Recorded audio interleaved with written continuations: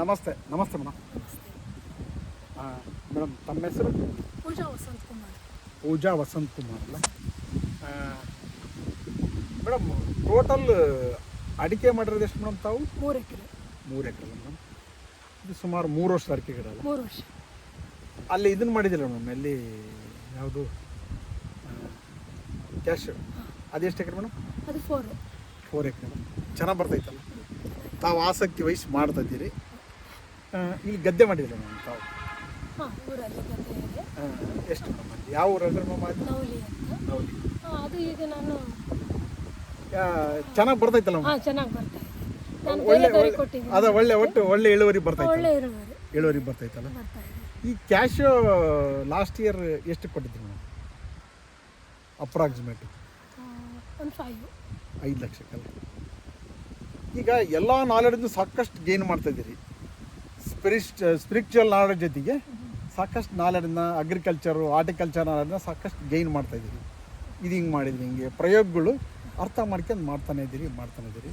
ಒಂದಿಷ್ಟು ವಿಜ್ಞಾನಿಗಳು ಮಾತು ಕೂಡ ಅದು ಆಗಲ್ಲ ಅಲ್ಲ, ಬೇಕು. ಹೌದು.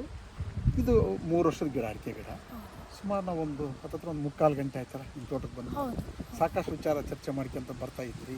ಒಂದಿಷ್ಟು ಆತಂಕನೂ ತಮ್ಮಲ್ಲಿತ್ತು. ಒಂದಿಷ್ಟು ಆತಂಕ ಅಂತಂದರೆ ಗ್ರೋತ್ ಆಗ್ತಾ ಇಲ್ಲ.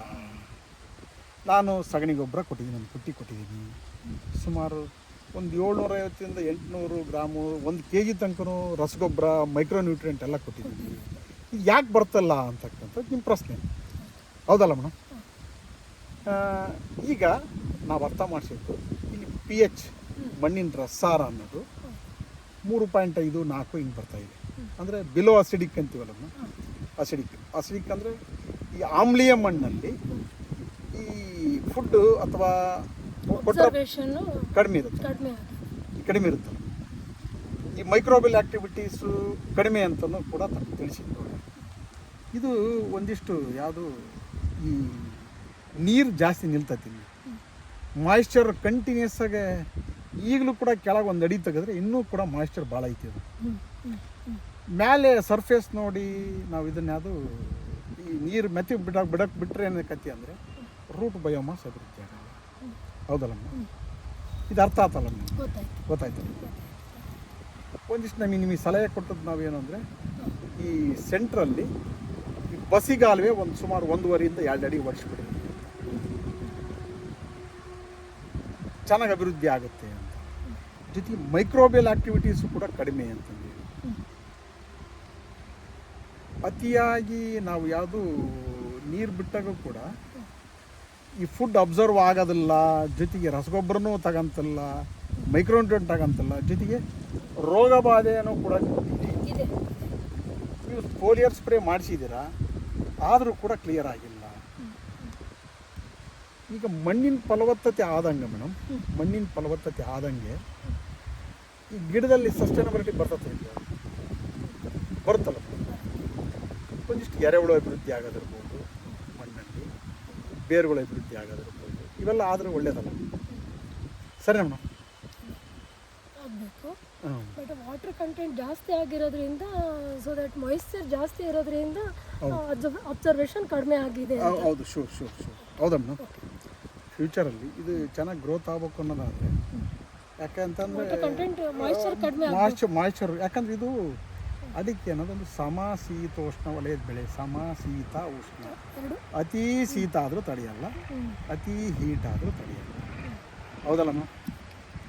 ಇವತ್ತು ವಾತಾವರಣದಲ್ಲಿ ಏನಾಗ್ತೈತಿ ಅಂತಂದರೆ ಅಡಿಕೆ ಥಿಕ್ ಪಾಪ್ಯುಲೇಷನ್ ಆಗಿರೋದ್ರಿಂದ ರೋಗನೂ ಕೂಡ ಜಾಸ್ತಿ ಆಗ್ತೈತಲ್ಲ. ಈಗ ಉದಾಹರಣೆ, ಈ ಪಕ್ಕದಾಗ ಹಿಂಗೆಲ್ಲ ತೆಂಗಿತ್ತು ತೆಗೆದ್ರಿ, ಜೊತೆಗೆ ಪಕ್ಕದ ತೆಂಗು ನೋಡ್ತಾ ಇದ್ರೆ ಬರೀ ರೋಗವಾದನೆ ಜಾಸ್ತಿ ಕಾಣ್ತೈತಿ. ಇವತ್ತೊಂದು ಪ್ರಜಾವಾಣಿಯಲ್ಲಿ ಒಂದು ಆರ್ಟಿಕಲ್ ಇದೆ ನೋಡಿರಿ, ಪ್ರಜಾವಾಣಿಯಲ್ಲಿ ಆರ್ಟಿಕಲ್ ನೋಡಿರಿ. ಈ ಯಾವುದು ವಾತಾವರಣದಲ್ಲಿ ಆಗ್ತಾ ಈ ಸುಮಾರು ಗಿಡಗಳಿಗೆ ಈ ಉಪಕಾರಿ ಜೀವಿಗಳನ್ನ ಡಿಪಾರ್ಟ್ಮೆಂಟ್ನವ್ರು ಕೊಟ್ಟು ಬಿಟ್ಟರೂ ಕೂಡ ಸಾಧ್ಯತೆ ಆಗ್ತಾಯಿಲ್ಲ, ಹೆಲ್ಪ್ ಆಗ್ತಾಯಿಲ್ಲ. ಅಂದರೆ ನಾವು ಈ ಭೂಮಿ ತಾಯಿ ಹಾಳು ಮಾಡಿ, ಪ್ರಕೃತಿ ಹಾಳು ಮಾಡಿ ಏನನ್ನೂ ಸಾಧನೆ ಮಾಡೋಕ್ಕಾಗಲ್ಲ, ಏನನ್ನೂ ಪಡೆಯೋದು ತುಂಬ ಕಷ್ಟ ಅಲ್ಲ, ಹೌದಲ್ಲ ಮೇಡಮ್? ತಮ್ಮದು ಎಜುಕೇಷನ್? ಒಂದಿಷ್ಟು ಇಂದು 2 ವರ್ಷದ ಹಿಂದೆ ನಿಮ್ಮ ತೋಟಕ್ಕೆ ಬಂದಿದ್ದೆ ನಾನು. ಇವತ್ತು ನೋಡೋದಕ್ಕೂ ಮೇಡಮ್ ಅವ್ರ ವಿಚಾರಗಳು ಸಾಕಷ್ಟು ಸ್ಟ್ರಾಂಗ್ ಆಗಿದ್ದಾರೆ.